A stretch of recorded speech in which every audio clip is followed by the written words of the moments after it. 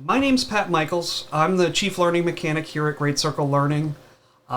This session, we're kind of talking about crafting exceptional participant materials.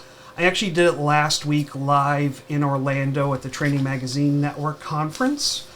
So I think some people may have been there, but I did want to make it available, so I had a recording of it, but also because as we're going to jump into one of the areas we talk about today is some steps to do it, and just based off the time of all the other information we have to get out there, I can't go too deep into it, but we are next Thursday, basically a week from today at this time, we're going to dive into the last step of what we're talking about today. But I also, for those who want it, I do actually have the items printed out. So if you want me to send you one of these, let me know. Send me a message, send me an email with your physical address, and I'll mail you these. So that is out there. But let's jump in. Why are we doing this session on, why are we doing it on crafting exceptional participant materials and really the idea of the learner's journey? So one of the things I think we can do, we're always looking, how do we get better at doing, at training, doing things, providing better learning experience for everyone. And with a few small changes in how we actually, considering the materials that we give to the participants for the training, we can dramatically shift the whole experience, not only for the learner, which will give them really a more immersive training, hopefully which would then lead to more engagement, which will then lead to more, hopefully lead to more effectiveness of that training. So it's a better experience for the learner, but it's also going to be a better experience for the organization, right? If we have more engaged people, if people are more, retaining more information or taking more things out of the training's going to be more successful, which is good for the organization, it's good for the stakeholders, and it's good for the facilitators, right? When people are not that tied into the training or they're kind of put off by it, it's a bad experience for the facilitator. So that's really why we're looking at this today we're going to look at a piece of the learner's journey and how our materials can help us create a better learning experience. So during this, if anyone has any questions, please speak up, use the chat, use the hand raise tools, all the stuff that Zoom gives us. But we're going to be looking at a few things today. We're going to be looking at kind of defining that learner's journey, talk about some of the elements that every participant book should have.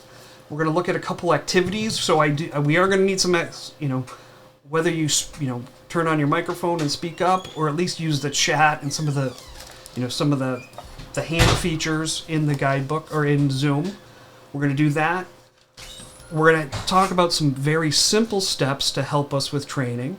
And then lastly, we'll have an open Q&A session, but again, anytime that you have any questions, please reach out, speak up. If I don't see them right away, I think I've got the chat open, but, let me know, or if someone sees something's in there, please speak up.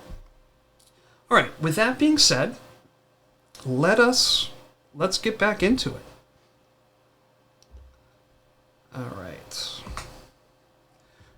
So if we're talking about this learner's journey, right? How do we define a journey? Let's actually look at some dictionary definitions of it.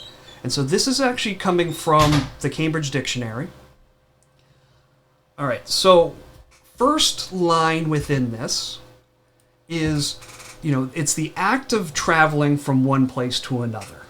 So think of this, and we're kind of putting ourselves back into the idea of this in the world of training, right? So, and we're looking at the learner, where they're at. How do we get, that journey where they're starting in one location, right? Here's where they're currently at. And then as an organization, we're trying to get them to here. So how do we move them from this place to that? So journey fits that definition fits into what we're trying to do when we build training. And again, if you disagree, agree, disagree, let us know down in the chats. And I do see someone, just a smiley face, so thank you. All right, so that's the first definition.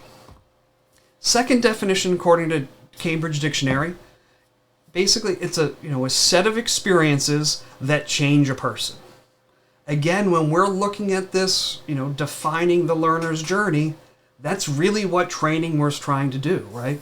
We're trying to move them from point A to point B through a series of experiences, activities, items that's going to change them or get them to where we want to be, right? So we're looking to grow our employees or whoever's being trained. That one, I think, fits definitively in what we want to do. But it's this third one that really just makes the training geek in me kind of freak out or get excited. So in the UK, in the British school systems, children's achievements in school are recorded in a book called a journey.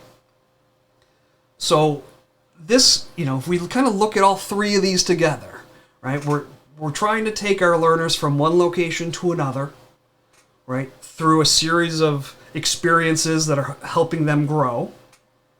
And then we've got a book in which all those achievements, all the things to help them along the path are recorded. So that's kind of, you can, I probably can see, just, it's lighting up my eye. That's the whole idea. The more we can take our material and set it up in a way that we can provide stuff to the learners to help them in that process, the better overall learning experience they're going to have. Before we jump into this, let me ask you a question. What does your learner's journey currently look like? So if you want to take a moment, think about it, put it into the chats, feel free to speak up. What does it look like, or in terms of, let's say, as a learner, right? If you were to put yourselves in their seat, trying to learn from your training, what do you think that the whole experience looks like for them? Maybe 3 words, what you think that is. Or what's it like currently developing your training for the learners to get them from point A to point B with a series of expectations or a series of experiences? Anybody? All right, so we've got informational, entertaining, real world experiences. Sherry, it depends on the role they were hired for. Some learners have a very defined journey. A hot mess as a learner kind of describes my life, but I completely understand that. Currently it's fun, yet I've taken so much mundane and boring training. Absolutely.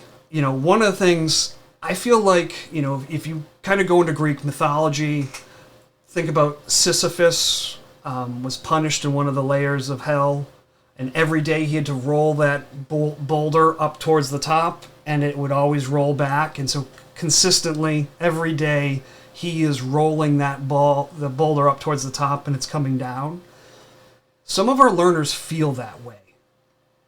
Some of us feel that way developing it. So the more we can be cognizant of some of these things and what we kind of talk about today, putting in a series of processes to help us along, or different ways to look at how we've kind of always done stuff, can kind of take that back, right? And no matter where you're at in the process of creating materials, facilitator, participant, it may seem like it's, that journey of 1,000 miles begins with a single step. Sometimes that first step is easy, right? It's a small step. Sometimes maybe we feel like Wile E. Coyote and we're going right off the cliff. It doesn't matter. We're looking, again, let's go back to that second definition, right? It's a series of experiences that is kind of changing people. Take that same thought process when it comes to how we build our material. All right. So before we get into some of the key elements that are in a guidebook, I think we really need to consider, how does a participant guide, what roles does a participant guide play in building training, or in the whole learning experience. So we're going to look at 3 of them. So 3 participant guide roles. The first 2 we have complete control over. The third one, we just need to make sure that we're providing a place for it to happen. All right, so first role is a training supplement. All right, and what do I mean by training supplement? So when we get to, and we'll do this in a few minutes, but when it's like, hey, turn to page 2 of your participant book so we can capture these type of information, right? Or we're going to be doing a series of role plays, and the instructions for the role play on page 37. So a training supplement is truly what it's there. During the actual training sessions, we are using items out of the participant materials to support or move the training along, right? So that's training supplement. And I think a lot of us really consider those and put those into the material, but it's important to know that's one of the roles. So second role that a participant book needs to be kind of considered is it's a post-course resource, right? So think back to that third definition we were talking about, right? A place where they can capture, their achievements or what they've done. It's where we can put in information or provide areas for them to go back and review that training. All right. The one thing I've always said is, if you want to make sure someone takes away something from your training, give it to them, provide it to them. Put it in their hand, either physically or digitally, so they can come back and refer to it. In the world of e-learning, it's kind of a side topic, but we should probably be providing, at least some sort of references after e-learnings, because if you look at your stats, people don't go back and rewatch your e-learnings or go retake them. So how do we support the training after the fact? And so when we're looking through these essential elements that are kind of coming up, we're going to be looking at kind of both those roles, right? Is it a training supplement? Is it a post-course resource? Is it both? Is it neither? All right. And the third item, and this is the one we don't have any control over, but we want to make sure that we're providing it to our learners, is a place for them to capture inspiration, right? As much as I'd love to say, like, hey, you sat through this or any of the trainings I've done, or that you've led trainings, that light bulbs gone off and people were completely inspired by the words that came out of my mouth or your mouth or whoever's leading the training. As much as that would stoke my ego or whoever's ego, that's kind of not necessarily what training the best experience is when you talk to learners. When I was in Orlando last week at the training conference, one of the questions I talked with everybody about was, what's your favorite part of instructor-led training? And about 85% of the people that responded to, answered that, was the best part was learning from people that do the same job as that I'm in, right? So you're in sales training, right? And so we're going through and we're providing all this information about the best processes and the lead funnel and all those type of things. But how other people in the training sessions that do the same job, what they do, how they experience those things, that can be just as important, if not more so, than maybe what the training is. So providing them an area to capture that, right? As people, as a fellow learner says, well, when that situation comes up, here's what I did, right? Or we've done some sort of training, and that idea that we've been talking about sparks something in the learner's mind about an issue that they've been having, and now they've got a place to capture that down, because if we don't write it down, more than likely it's going to go the way of the dodo bird, right? So giving them a place to capture that inspiration is paramount in terms of that guidebook, right? We're supplementing the training, we're giving them, areas that they can go back to, and we'll talk about kind of some of these, but we want to give them that areas where they can capture those ideas when that slide was showing, and they now see that slide in their guidebook, and they've got all those things. So of those, 3 roles, we have complete control over the top 2. Training supplement, post-course resource. But we want to make sure we give them the ability in the actual material itself to capture ideas or inspirations that came up when they were in specific areas of that training. All right. So let's dive into, wrong button, this one. The essential elements of a participant book. Right? What are the items that every guidebook should have? And let's also look at it. Which of the roles does it fall under? So, and again, these are actually in the materials. Obviously, I've got the printed version in front of me. More than likely, you guys haven't already printed them. But in the material itself, right? So I just pulled this up. You can kind of look at these. So on page 5 of, this is the fillable PDF, and I think it's still page 5 of the printable one. You've got the ability to kind of go through these. You can see what they are. Obviously, if you're doing this at the same time, you can kind of be capturing your notes, or it's kind of the whole point of the session, right? But jumping back. Sherry, I'm glad you like it. It's actually a piece we're going to talk about in a little bit. So, but first choice, or the first item, every guidebook needs to have a cover page. Can anyone, into chat, why do we need to be providing a cover page? What role does it play?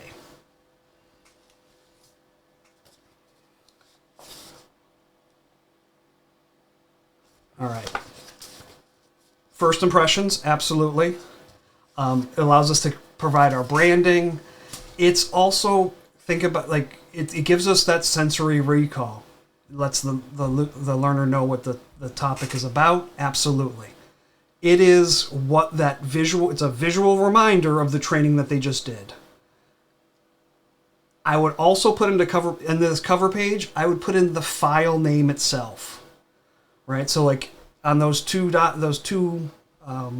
handouts that I gave you, right? It was the name of the training program, -fillable PDF or -printable PDF, right?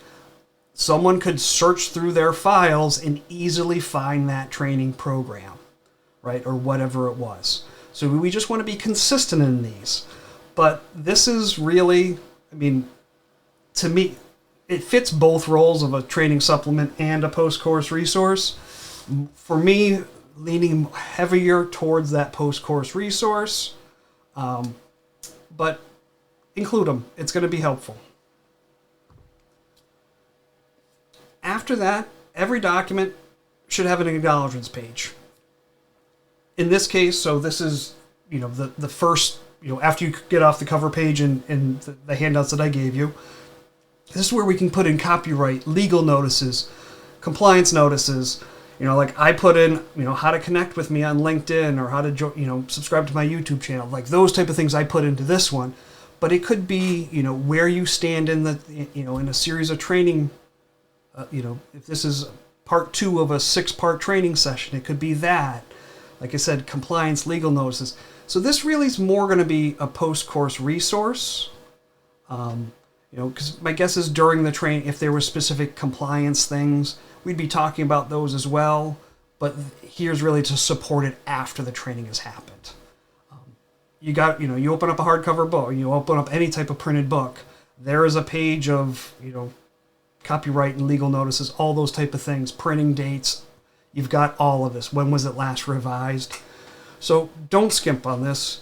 It's, it really is that it is helpful for the learners, even if they don't necessarily see it right off the bat. Third item. This one is going to be both a post-course resource as well as a training supplement. It's actually the backbone of our training. It's your table of contents, right? You want you want a table of contents that is easily navigable, right? So we use the terms modules and lessons. So like when you're looking at this and you see, essential elements of a participant guide, and there's the role of the participant book, and then the key components, right? So essential elements is my module or my heading one or topic, where the roles of a participant book, that's my lesson or my subtopic or my heading two. We want this to be easy for the learner after the fact, or even during training, to be able to use it to jump back and forth. This is a great place to kind of talk about, and it's, again, it's a bigger topic, and it's one we've done in the past, and we'll keep doing it because it's so important. Structure is the backbone of your training.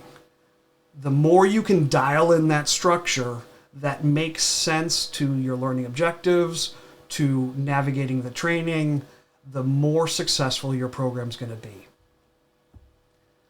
So I always get, I see, just working with lots and lots of different people, I see so many times where, like, let's say, you've got your program, customer service, right? And your first module, they'll put in their first module as phase one or day one, and then everything's a lesson after that. Well, day one for the facilitator, for the organization, right? Maybe even the stakeholder, it makes sense. Like, here's what we're trying to accomplish in the first day. And then you've listed everything else out as a lesson underneath that. Well, that, as a learner, doesn't do you any good, right? Day one doesn't speak to me. But within the world of, like, new hire training, the module on understanding my, the HR system for payments, right? How to use Monday.com, or, how to log a call in a CRM system. Those are specific items that they can wrap their head around and access after the fact, right? So set up that table of contents with the ideas. If someone was going to come back and try to find something out of this training, does my table of contents make sense? Can they easily get to that information?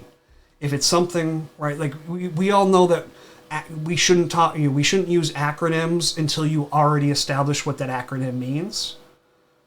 Day one, phase one, those things that speak to the organization or speak to the or to the facilitator, but not to the understanding the concept of the training, toss them out. Make it make sense for the training itself. That's my little soapbox speech on that. So again, this one, training, it's a training supplement and a post-course resource. Overview. We're going to talk about this in our activity session a little more, but the overview is kind of laying out the groundworks, and this is the page 1 and page 2 of our actual material. Better yet than me hanging up the page, let's look at it here. Right? Why are we doing this training? Capturing that information, the learning objectives, right?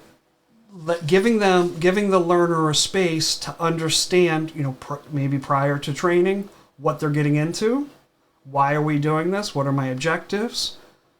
But also now, as a post-course resource, giving them the ability to refer back to it. Hey, I sat through that training on Salesforce or whatever.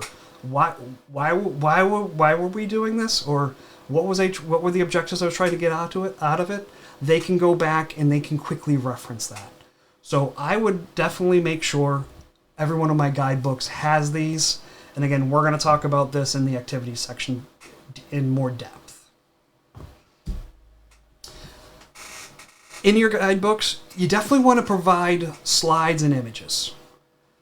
I'm not saying you need to give them every single slide that you're using. You'll notice as we've gone through this, the slides that you're seeing are slightly different or not all-encompassing of the ones that I'm doing in the session, because it doesn't make sense that you see kind of my build slides, right, as I'm building into different things or things are morphing around. But the key ones you do have. In the realm of, so it's supporting the training, someone can see it in front of them. Maybe they don't have they don't have great far, they can't see things at a distance, right? Maybe it's that, it's so they can look at it on the piece of paper. but also for that post-course resource. One of the ways people remember things is sensory recall, right? So the more we can provide, they're like, hey, I remember Pat was talking about something and there was a definition up on the page and I made that note about something. They can quickly get back to it in their guidebook because we're providing those, that visual recall of information. If I could figure out a way to do scratch and sniff participant books, because smell is obviously the best way, is almost probably the best way to get back to different times or different thoughts, I would, but I haven't figured that one out yet. All right. So after our slides, there's a few other items that weren't quite as, they're just as important, but I didn't have as many, images and all those type of things. And I just didn't want this to go too far. But we want to make sure we've provided key points. And this one is paramount. If we want our facilitators, or our learners, if we want our learners to take specific items away from the training, we need to give it to them, right? Think of key points as the vitalest of vital information that has to occur. That if anything else happens, these are the minimum items I need you to take away from. The other thing with key points, not everything's a key point. Not everything is vital. So they kind of help us narrow down, right? What is the bare minimum I need to make sure people leave from a training? That's my key points. So I want to make sure I've got those in my guidebooks, in my participant book. Notes capture, right? Giving them a place where they can write down additional notes on top of those key points that I gave you, right? That inspiration. So we want to have those. Other things in there like activities, case studies, role plays, those type of items would be a great thing to have in here as well. And then lastly is additional resources, references and resources. We obviously can't jam every single bit of knowledge into a 60, a 90-minute, virtual training session. It can't go, you can't learn everything that someone's developed in, over 25 years working on a single job into a week-long new hire training. It's here's what you need to get going, but then there's additional stuff, right? The adult learner wants to be in control, wants to be a part of the training. Give them additional stuff so that they can they can go and learn additional information after the fact. So those are the essential elements. Let's see. Is there a preference or reason to have the boxes rather than lines to capture notes? So, Sherry, I take this, you're asking in regard, and let me pop over to this real quick. You're kind of talking like in this version here, where I've got lines for someone to handwrite out their notes, right? So this PDF version is really about if someone likes to physically write stuff, whether we as the organization print the materials and let them, provide them to them that they can write down their notes, or if we just give them the PDF, because for whatever reason we're not printing, they've got a version that they can print. I like to give them lines to write in. Where if someone likes to digitally capture their information, right, if they want to be able to type on the screen and put information into it, that's not, lines don't help them, right? A text field that has got rich text that they can, bold and underline and hit return and kind of, create lists, that's more effective for someone who wants to digitally capture their notes. So that's why I provide both. I hope that answers your question. It does. Just as a follow-up in what I was asking, I had a previous manager who wanted us to give boxes rather than lines in our printed participant guides. Okay. She was saying, some people write different sizes. Some people write, you know, on angles or just grabbing different notes. And I had never really had heard that before or was given that direction. Yeah, I mean, I could see where she's coming from. Yeah. That being said, like, I used a piece of our one of our pieces of software to help build this out. So I used our Program Leader Guide Pro to build out these guidebooks. And one of the things, like, it's easy for me to, in that program, to drop in lines for people to write on. And I guess I would go back, my counter to that, like, I get what she's saying, but if you buy a notebook to write in, unless you bought just like, a drawing book, it's got lines. If I want to write bigger, I can write across multiple lines, right? We've been doing it all our lives. So to me, I'd rather, take advantage of the tools and how it allows me to put stuff in versus just a random box. Because if it was, this is me being neurotic, I can't write straight without a line, so my notes would be all over the place and it would drive me nuts. But that's just me. So, I did install the free trial. Does it allow you to put a random box or just the line? Just the lines. I mean, Okay. you could do the boxes, by entering in multiple, returns. Okay. Thank you. You're welcome. All right. So if you were going to only take one thing away from this training, right? I'm going to date myself, City Slickers, what's the meaning of life? Just one thing. If you're going to only get one thing out of this training, what I want you to do, it's this question. When we're building our training, when we're building out our guidebooks and deciding what should go into it, so those elements we just talked about, those ones I think you need to be in there. Bar none, these should be in there. But other things maybe should, based off of what you have. But ask yourself, does what I want to put into this guidebook, does it support the role of a training supplement, or does it support the role of a post-course resource, or both? If the answer is yes to either one of those, absolutely, put them in. If the answer to either one of those is no, or to both of those is no, now we got to start considering. Could you still put in something that doesn't answer one of, or both of those, could something that's not a training supplement or a post-course resource go into a participant book? Yes, it could. But if most of the information that we're putting in there doesn't support one of those roles, now either our participant book or even our facilitator, our guidebook, is kind of gone sideways, and it's not supporting the training in one of those roles, one of those two key roles. Or maybe we're not looking at the material the right way. Maybe it does, but we're not, intrinsically we understand it's supporting it, but we haven't been able to kind of put words to it yet.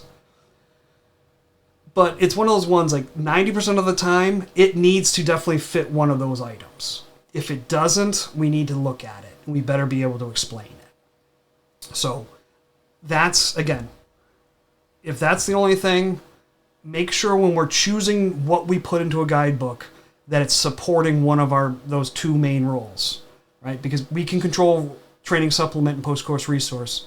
We can't support, or we don't have control over the capture or the inspirational moments, but we just want to make sure we provide a place for them for that. All right, so we are going to now dive into this help or hurt activity concept.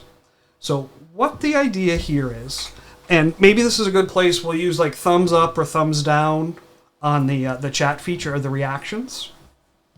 We're going to look at three items and kind of say, is this helping us? Does it hurt us? Maybe somewhere in the middle. And then what if we make a slight change in how we do this in our guidebook, in our participant book? Does this make a better learning experience, like the learner's journey, or not? All right. First one, the learning objectives slide. So who remembers during the training session today where I threw up the learning objectives, what I wanted you to get out of today's session? Thumbs up if you remember seeing that. All right. So Chris remembers seeing it. Sherry, B. All right. So I'm not going to take offense. I didn't actually have a learning objective slide. So the learning objective slide, how many of us actually use them? It's kind of, it's when you're building out PowerPoints or building out a training, you're apt to put this into your training. I know if you're a government agent, coming from a government agency, it's probably almost dictated that you do use this.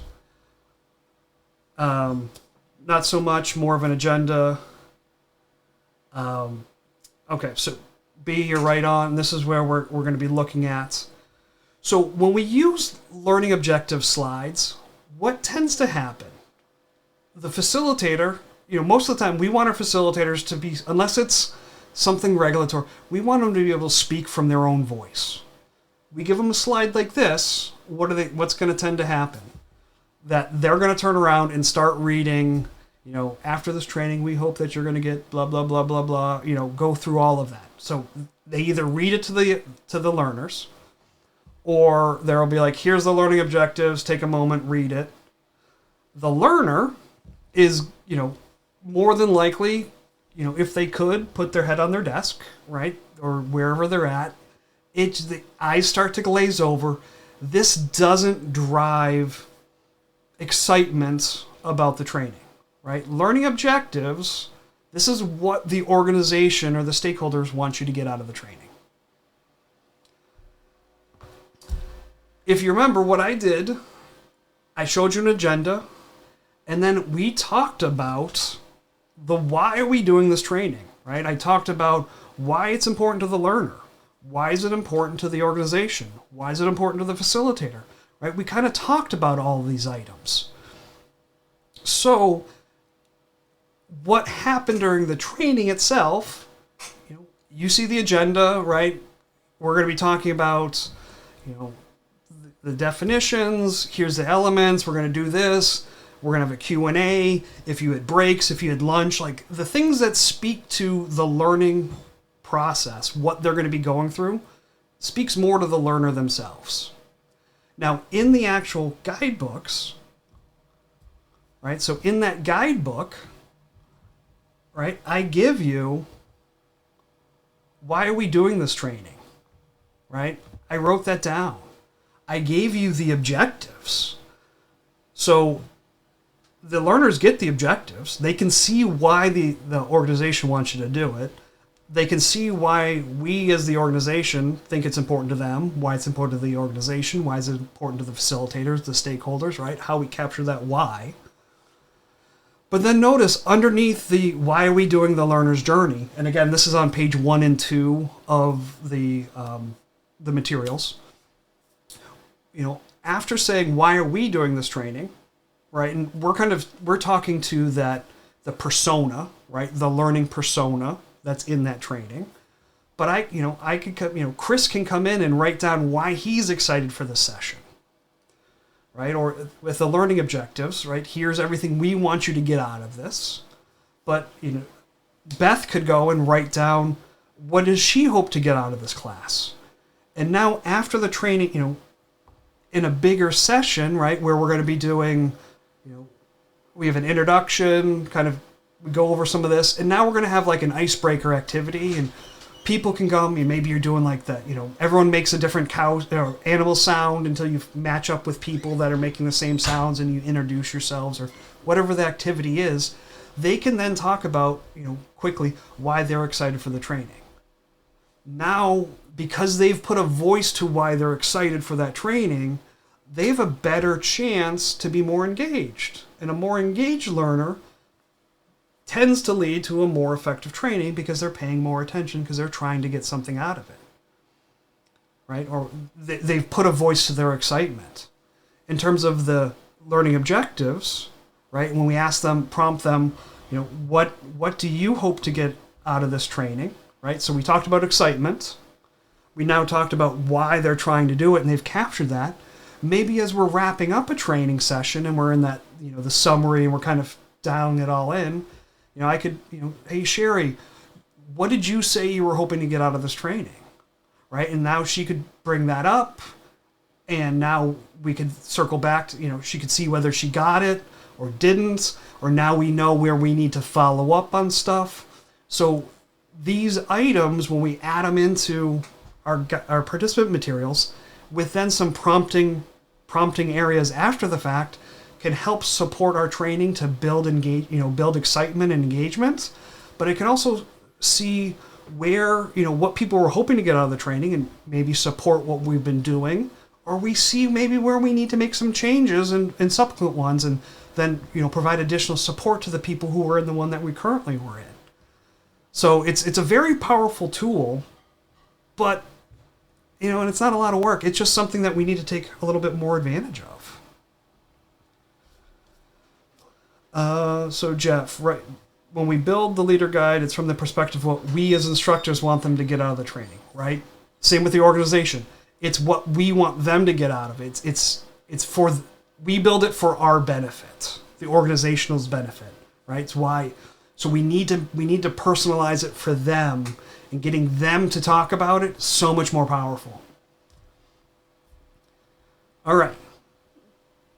So that is that first agenda. The first activity, kind of talking about this. All right. Second activity, second scenario. Text-heavy slides. We've all been here, right? Oh, I'll just jump ahead. Show you. How many people have used slides in some way, shape, or form? And thank you, State of Minnesota, for putting this up on the internet where I could just download it. So how many people have either sat through training with text-heavy slides or created text-heavy slides? Show of thumbs.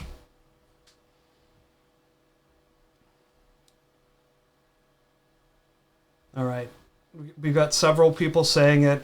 I am 100% guilty of this as well. I'm guilty of the learning objective slide.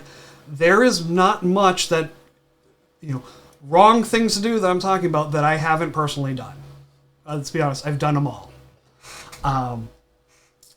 So text-heavy slides, and we all know we shouldn't do it, right? We know it, but it still happens. And I think we need to kind of talk about why we do them.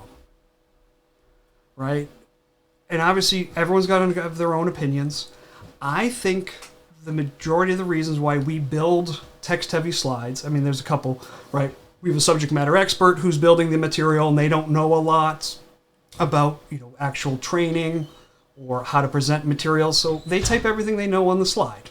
Happens, easy to do. There's certain things, we build text-heavy slides, and we'll use this example here about creating specific goals. There's, I'm assuming that they thought this was vital information. We need to have it, so we've put it on a slide. Because our handout is the slide deck, or it's the PowerPoint handout with, 3 slide images with 3 lines of notes onto the right of it. So we type it onto the side. Now they have that material after the fact. Could be that, there's so many different reasons. But if we think about this from the learner's experience, what happens when you see that slide? Right? You see, as a learner, you see that slide, and your first thing is, hey, I got to start reading the slide. And your eyes start drooping, or your head starts falling, and not the best experience for the learner. What happens to the facilitator? Much like that learning objective slide, they're going to turn around, and it's natural. You see text, must read text. They start reading everything to you. So not only are you trying to read it, they're reading it to you, and amazing enough, the handout has it written out for you. So now you sit there and you're like, why am I even in this training? Just send me the PowerPoint deck. Better yet, just send me the text. Right? So text-heavy slides, just all around bad experience, but there's key reasons of what we do, why we do it. So instead of having a slide like this, what if we, and I'm not saying this is visually the best slide. This was just me trying to show a point. We were talking about SMART goals and specifics. So as a facilitator, I could be going through, like, as you're building SMART goals, that first S refers to specific. So how do we determine if a slide's specific, right? We want to make sure that we look at the 6 W's, who, what, where, when, how, who done it, all of whatever those W's are, right? So during the training, they're seeing that slide up on the board. Visually, it's, in this case, I was trying to build something that was somewhat memorable, right? To help drive sensory recall.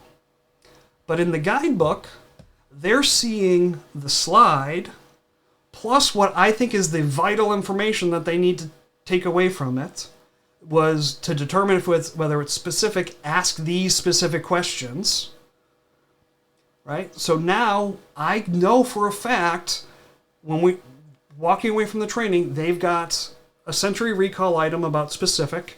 I've given them the vital key takeaway points, and then also a place where they could then capture additional information or, anything inspirational that came up at that moment. But which one of those, going with a guidebook looking like this, slides and a guidebook like that with a slide, or that slide, which one is a better overall experience for our learner? Right? So if you think the slides are, that the text-heavy slide works better than this slide, I guess give me a thumbs down. I'm trying not, I don't know all the reactions off the top of my head, but, I guess, we could do, see, like, this is where it's bad, like, it's either good or bad, like, you could have a specific reason on why the text-heavy side works for you. Great. If you can explain why it is, just keep in mind what the downsides possibly are for the learning experience.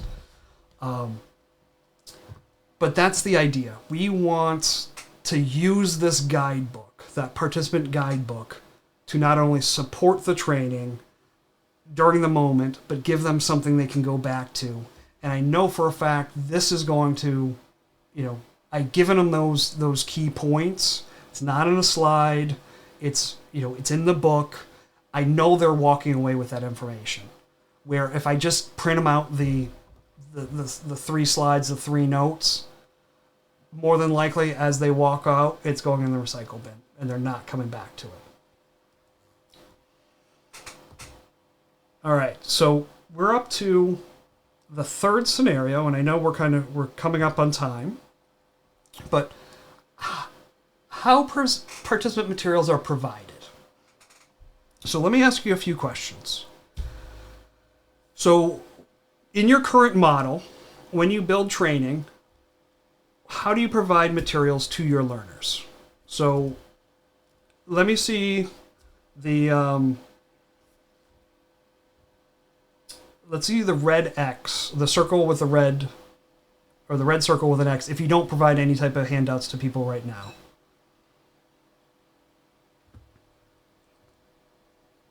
All right, so Jeff says email with links on our intranet or email PDFs. Okay. So option 2 is that you actually physically print out materials for your learners. It depends on the facilitator sometimes. Some will provide digital and some will provide printed and some provide both. That's from Sherry, so thank you. So option 1, we don't provide any. Option 2, we print our participant materials. Option 3, we only provide PDFs of the material. And then amazingly enough, option 4 is going to be we provide both a printable and a digital version of the guidebook, of the participant material. Chris comes in at 4. All right, so the concept here is, well, let me ask you this.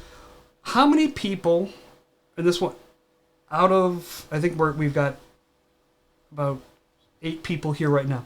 How many people prefer to physically write out your notes? If you do, just put a thumbs up in the reactions. All right, and I will put a thumbs up because that's what I like to.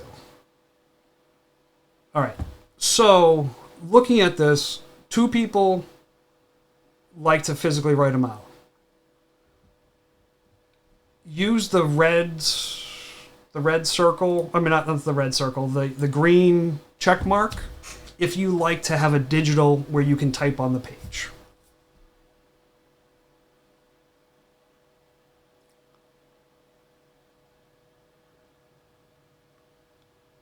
All right. So no one actually put in for that one. So I'm just going to use. We're going to say. I know 2 people responded that they like to physically to write out. Reason I'm asking this. So let's just say, out of this session, I'm gonna make the, and I know it's not the right assumption, but to show my point, 2 out of 8 people physically like to write their notes, which I'm gonna assume that means 6 out of 8 like to digitally type them. Obviously there's probably some that it doesn't matter, right? But just for ease, it's going to, if I was to say you were going to build a training that you were going to already take 25% of your people are going to be less engaged because the manner in which you provided them materials doesn't line up with how they prefer to learn or how to take notes. Right? So if you said, hey, what percentage of people are you willing to alienate off the bat based off how we provide materials? Don't take me, when I say printable materials, doesn't mean you have to print it, but provide them a manner in which they can print it that makes sense for writing notes. So if we can build our materials in a manner that I can make sure that whether you like to take notes physically or digitally, I can do it. It's easy enough. I should be able to do that and make sure everyone, we're not getting into learning style conversations, all that stuff, but everyone's got the ability to have the material in the way they want it. And if I want to print it, I could do it on my printer back there. You don't physically have to do it, but I can now take my notes and I have it in the manner that I want. Or I want to be able to type stuff up, but we only gave it to them with lines on it. That doesn't help them out. That learner out. So I think when I took this participant guide and changed it over into the digital one, all told, I think it took me about 10 minutes to go from one to the other. It's not a huge investment of additional time to do so. Obviously, you got to have the right tools and stuff like that. But no one's starting below has a lower excitement because you now presented them material in a way that they prefer not to learn. So, very small investment of additional time. You have a better chance to have everyone having less excuses on why they're not excited for the training, I guess is a better way to say. Jeff types everything in OneNote, which is great, but now you don't have sensory recall, right? So again, people are going to learn the way you want. We can only control so much, but if you gave them a guidebook that they could digitally capture stuff in, then now you've got those ideas, what you're trying to capture, plus the key points you want to have, and a place where they can write down their notes. Maybe there's a way, I've never looked, putting it up into OneNote or things like that where they have all those other things. I think that's too much, but whatever works best for your organization. All right, so those are the the key scenarios I wanted to kind of to look at and kind of consider. And again, we are going to be talking very high level about simple steps to develop these guidebooks. I knew, just based off of everything we were going through today, I knew we weren't going to be able to give this enough time. But on the back of the handouts, last page of the handout, it's also on our website, upcoming events. Our event next Thursday at 1 o'clock, we're going to dive deeply into these steps and kind of put some actionable items behind it instead of just being conceptual like we are today. All right, but simple steps, we're going to keep them down to 5. First one, map the structure of your course to the learning objectives. Right? I know I said don't use the learning objective slides. We need to have learning objectives so we know where that journey we're taking people on. We're going from, from this point to this point, right? We need to be able to bring them over. Use your learning objectives to set the structure of the training so we've got those, those exercises, the steps to get our person from point A to point B or wherever they're going. So the more we can use our learning objectives to tie into our course structure, which the course structure then becomes our table of contents, which now makes it an easy to navigate training source, right? They all build off of each other, but this is the backbone. So B says, okay, well, Shakira, I see this came. I'm going to make the video available. I'll process it down. I'll send you a link to it. It will go up onto our website as well as up onto YouTube. B, we're basically saying the key points are the match for learning objectives in the handout. I would say no. Learning objectives really are going to tie into our course structure. They're going to be our modules, our lessons. They're our table of contents. The key points are the points that help support the learning, the enabling objective. That enabling objective is going to get us up to the the higher learning objective, and the learning objectives get us up to the whole goal of the course. So the key points are within our, right? So course, terminal objective, enabling objective, right? What in Leader Guide Pro we would call content blocks, but these are the individual actions or points that kind of the smallest step getting us to the next step all the way up. All right, so that's the first step, and again, diving much deeper and actually showing you this next week. Number 2, we want to support each lesson with relevant material. So, B, this was great. Your question was a great segue for this. The more we can take each lesson and break it down into actionable items, key points, activities, right? Here's what video we're showing that are relevant, moving our learner from point A to point B, right? And obviously each enabling objective is a smaller step each smaller step moves us closer and higher up till we get to the overall course goal. Number 3, and this works for both facilitator and participant guides, whenever we're putting stuff out there, does this support, in case of a participant book, is this supporting the role of a training supplement, or is this supporting the role of a post-course resource? Right? 90% of the time, you got to answer yes to one of those. I leave open that other 10% because there are times things don't necessarily, you don't necessarily need to have, right? Like me bringing in a picture of Wile E. Coyote into the training, not necessarily important, right? Like I didn't put it into the participant material. I could have, maybe I could possibly twist my arm and say, hey, it's going to help with sensory recall. But sometimes you do it because maybe your gut says you should, or your years of experience. In terms of what role does this support for a facilitator guide, and again, we'll talk about this. For facilitator guides, they still have roles. They're just different from a participant. But It's an in-the-moment reference aid. It's also a study guide to make sure that we're ready for our training. So just being able to ask, does what I'm putting in help support the material? Does it move me forward? We want to be consistent. We want to make sure how we lay things out is consistent because it's going to help us in terms of development.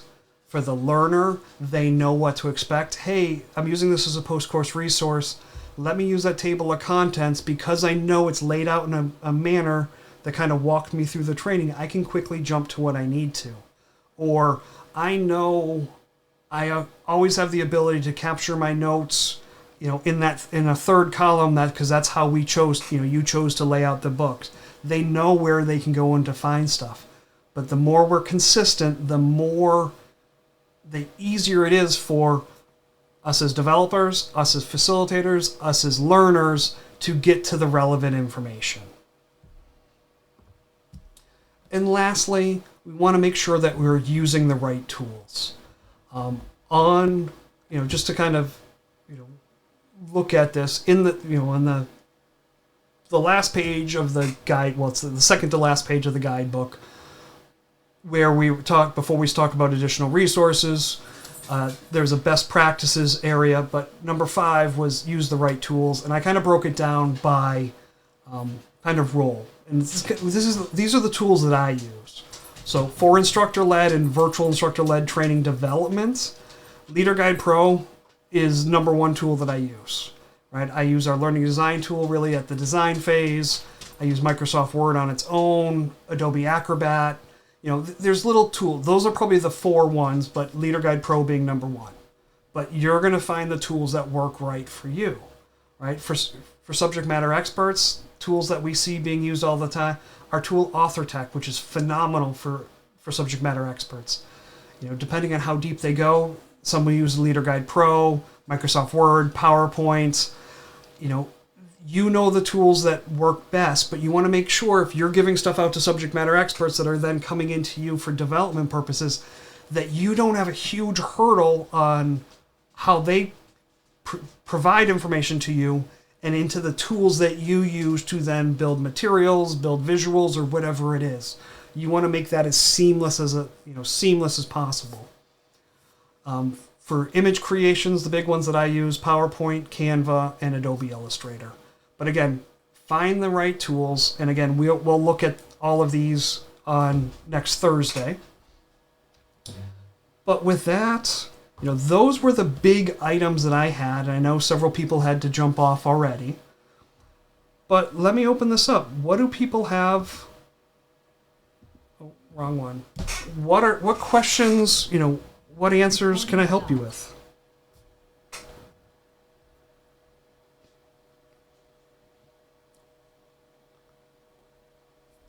No questions? Well, if questions come up after the fact, feel free to send me an email. I'm happy to help. Give me a call. My contact information's in that book. Feel free to connect with me on LinkedIn or on YouTube, any of those things. But with that, I will let you get back to your Thursday.